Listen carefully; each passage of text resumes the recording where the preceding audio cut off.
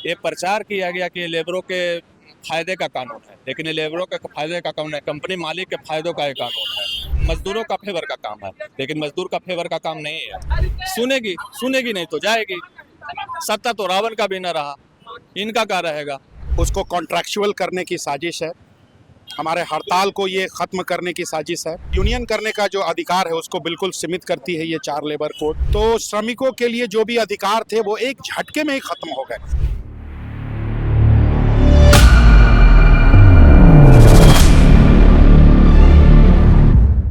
नमस्कार, watch news देख रहे हैं आप। मैं हूं आपके साथ शिखा झा। आपको बता दें इस वक्त हम मौजूद हैं पटना के इनकम टैक्स बिलंबर के पास। आपको बता दें पीछे कुछ लोग हैं जो प्रोटेस्ट कर रहे हैं, जो मांग कर रहे हैं कि जो 4 लेबर कोड है, जो काला कानून है, उसे वापस ले लिया जाए।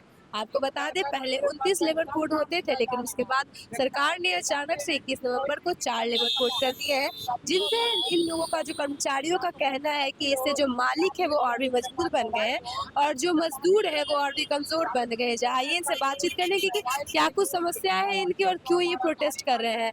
तो बताएं कि क्या, क्यों, किस कारणवश प्रोटेस्ट कर रहे हैं आप? ये हम लोग जो अभी 4 लेबर कोड केंद्र सरकार के द्वारा पारित किया गया है उसके खिलाफ में हम लोग अपना धरना, अपना प्रोटेस्ट को इजहार कर रहे हैं। लेकिन सरकार ने जो ये 4 लेबर कोड बनाए वो लेबरों के लिए ही बनाए कि उनको फायदा हो सके, है ना?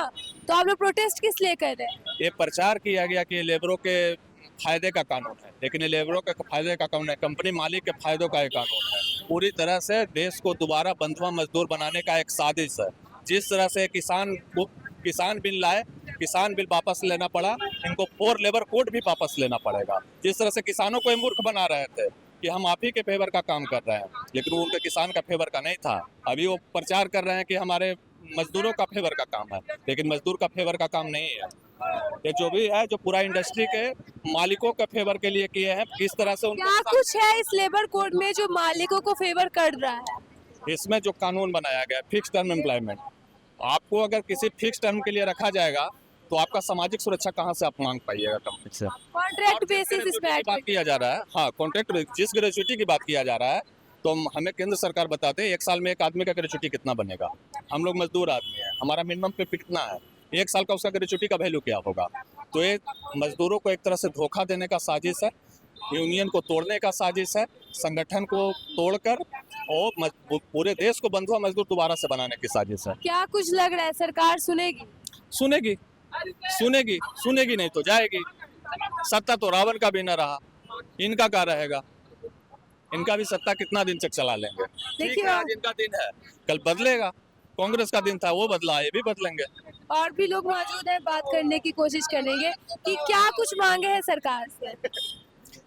मैडम, ये जो काला कानून लाने की कोशिश वर्तमान की केंद्र सरकार के तरफ से है, ये कुछ और नहीं, बिल्कुल हमारा जो परमानेंट नेचर का जो जॉब है उसको कॉन्ट्रैक्चुअल करने की साजिश है, हमारे हड़ताल को ये ख़त्म करने की साजिश है और हमारा जो यूनियन करने का जो अधिकार है उसको बिल्कुल सीमित करती है ये 4 लेबर कोड। आगे जाके ये लेबर कोड बेरोजगारी में भी वृद्धि करेगी और जितने भी सामाजिक सुरक्षा जो लाभ हमें प्रदान देश के श्रमिकों को थी, ये 4 काला कोड के माध्यम से इन सब का खात्मा करने के ऊपर केंद्र सरकार बिल्कुल उतारू हो चुकी है। सबसे बड़ी विडंबना ये है मैडम कि ये कोड जो है, सरकार ने कहा है कि हम मजदूरों के लिए जो सभी जो कोड थे वो बहुत इतने अस्पष्ट थे कि किसी के लिए जब न्यायालय में जाती थी वो कुछ कोई समझ नहीं पाता था। इसको बहुत ही अच्छे तरीके से सरल करने की ख्वाहिश लेके हम लोग इसको 4 लेबर कोड ला रहे हैं। मैडम, आज़ादी के पहले और बाद में काफ़ी लंबे संघर्षों के उपरांत हम लोगों ने जो 44 श्रम कानून हासिल किए थे, उनमें से जो महत्वपूर्ण 29 श्रम कानून थे उनको एक दूसरे में समाहित करके 4 कोड को लाया गया है। मजदूरी संहिता 2019 है, सामाजिक सुरक्षा जो एक्ट है 2020 है, OSHWC occupational safety health and working condition act 2020 है, या इंडस्ट्रियल रिलेशन कोड 2020। ये 4 लेबर कोड लाए सरकार लाई है। मैडम, इनमें इतनी बारीकियों से अगर आप देखेंगे तो श्रमिकों के लिए जो भी अधिकार थे वो एक झटके में ही खत्म हो गए। 21 नवंबर को सरकार ने गजट नोटिफिकेशन के द्वारा जब से इसका घोषणा किया, अधिसूचना जारी किया है, उस वक्त से अगले दिन से 22 तारीख से श्रमिकों के लिए बिल्कुल सड़क पे उतरने के अलावा और कोई रास्ता नहीं है। क्या लग रहा है सरकार सुनेगी? आप अगर सड़क पे भी उतर रहे हैं तो क्या लग रहा है सड़क पे उतरने से भी सरकार सुनती है? मैडम, हमारे जो सामने जो बड़ी बड़ी चुनौतियां उत्पन्न हो चुकी है, उनको लेकर हम सड़क पर उतरने के अलावा हमारे पास और कोई रास्ता नहीं। और वैसे भी जो 44 श्रम कानून में से 29 श्रम कानून इसमें समाहित की गई है, उन सभी श्रम कानूनों को हम लोगों ने सड़क से लेकर संसद तक लंबे संघर्षों और लड़ाइयों के बाद चुनौतियों को पार करते हुए हम लोगों ने हासिल की है। एक बार फिर से हम लोग इस चुनौती को पार करेंगे, हमें पूर्ण आशा है, क्योंकि इसमें बहुत ऐसी ऐसी बिंदुएं हैं मैडम। एंट्रेचमेंट छटनी की एक बिंदु है मैडम। मैं बहुत ही संक्षेप में बात को रखना चाह रहा हूँ। ये इस तरह का टॉपिक है कि इसमें पूरा दिन लग सकता है। मैं संक्षेप में बता रहा हूँ। पहले सरकार का नियम था कि जिस भी कंपनी में 100 एम्प्लॉय काम करते हैं, उसको जब भी बंद, किसी भी विषम परिस्थितियों में बंद होगी तो सबसे पहले सरकार से उसकी अनुमति लेनी पड़ेगी। लेकिन ये कानून के आने के बाद सरकार को और कंपनियों को ये खुली छूट मिल गई है कि जिस भी अब कंपनी में इसको उठाकर 100 का जो लिमिटेशन था उसको 300 कर दिया गया है। इसका मतलब उससे एक भी कम 299 किसी कंपनी में, एस्टेब्लिशमेंट में अगर कर्मचारी हैं और किसी भी परिस्थिति में उसको बंद करने की अगर जरूरत आन पड़ी तो सरकार से अनुमति लेने की कोई आवश्यकता नहीं है।